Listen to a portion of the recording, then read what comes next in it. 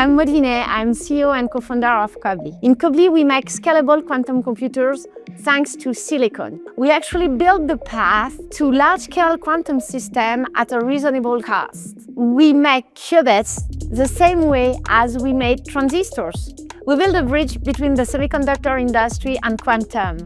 Building this bridge was not obvious. It's the result of 15 years of research in CEA and CNRS. As a consequence, we spun off from CNRS and CEA in 2022, and we currently leverage their expertise in quantum engineering and technology to support our innovation roadmap.